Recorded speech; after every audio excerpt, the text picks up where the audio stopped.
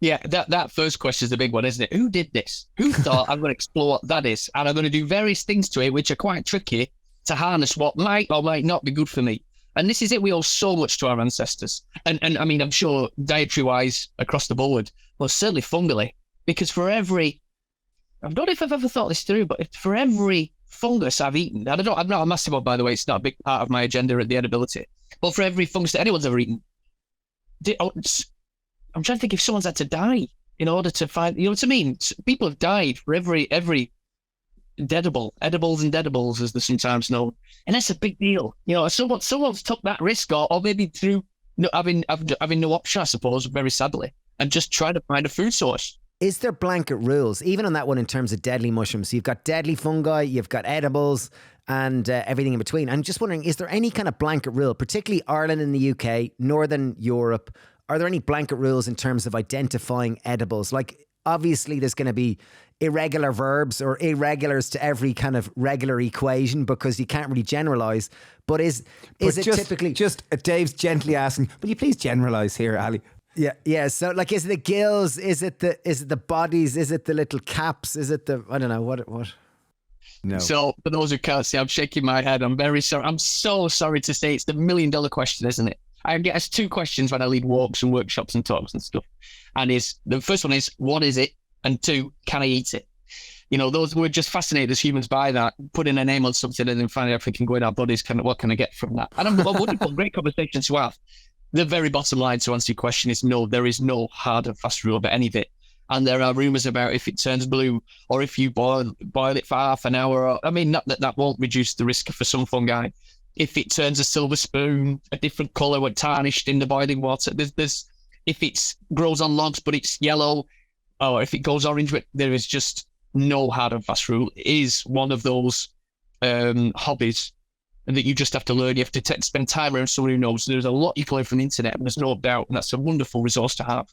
But I would always, for anyone who is interested genuinely on knowing more about edibility, go on a fungal walk with someone who really knows the stuff. Because it's one thing to see in a book and then to go out. There are the overlaps in fungi can drive you crazy. These are the nuances that I love. But you know, you can have two things that look, I mean, superficially identical.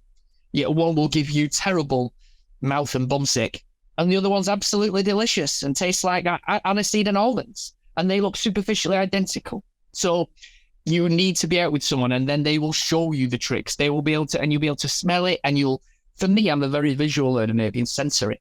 So I learned from going out with a mentor who taught me for years. I would pay to go on his workshops, and it was anchoring all those things: the smell, the touch, the taste, seeing the tree, gauging everything about it. And those are things you can't always get from books and the internet. It can go a long way, don't get me wrong, and wonderful social media groups who can be supportive. But do not put anything in your mouth unless you are 100% certain. I mean 100%. If there's any seed of doubt, it's not worth it. Psychosomatically, you can have some real nervous tummies of a night time just worrying about what you've put in your body. Very wise. No hard fast rule, I'm afraid. There are a couple of very safe mushrooms, I must say, that you wouldn't have much fun with. You know, giant puffball. Have you heard of that one, boys? Yeah, we've eaten it. Incredible looking. And there's very few things. Catch it early though, and it could look like something that might do you some damage. But if you've got this whopping great big football-sized thing, I that saw looks you a bit having like a video helping the spores go around, kicking it around. Yes, yeah. Just give it a little helping on. Listen, I'll be honest. You know, the big kid in me just wanted to boot a big spongy thing and watch it cook. In fact, look at this, guys. Look, I've got it here. Look. Wow. And obviously this makes terrible listening because I'm about to show you something. But here's all the spores. Poof, poof. There you go. There's a few 100,000 for you. So that's a puffball, which can often grow in woods, and that when you do kick it or something bangs against it, it releases hundreds of thousands of spores, which are like seeds, which means they're going to plant and reproduce.